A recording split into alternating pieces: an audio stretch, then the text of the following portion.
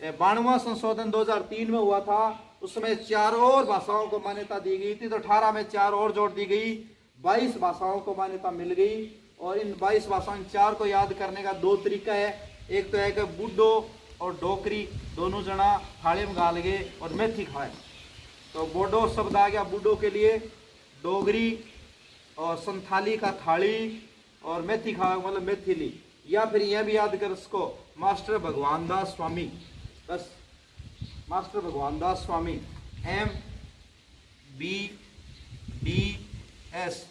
Master भगवान दास स्वामी। M Maithili, B Bodo, D Dogri और संथाली का S। तो मास्टर भगवान दास स्वामी याद नाम कर लो, सही यहाँ याद कर लो क्या, बुड्डो डोगरी, सॉरी डोकरी, डोगरी बढ़ जाओ या तो बुड्डो डोकरी का मतलब डैन डैनती, मतलब बुड्डो डोगरी का मतलब डैन डैनती होता है।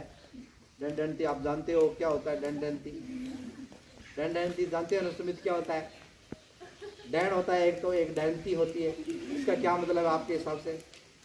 अपने दादा दादी इनको कहते हैं, तो इसको बुड्डो डोगरी कहते हैं। आप समझ रहे हो ना?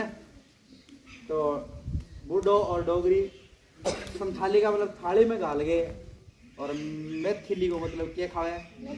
मेथी, सुखी मेथी चाबे, डैन डैन। या फिर मेथी कोई सब्जी बना लेता हो, या मेथी जमावा भी रखे डैन डैन। मेथी जमाना सुन लो उधरो। तो हमारे यहाँ पर क्या है कि बुड्डो और डोगरी को डैन डैन की कहते हैं।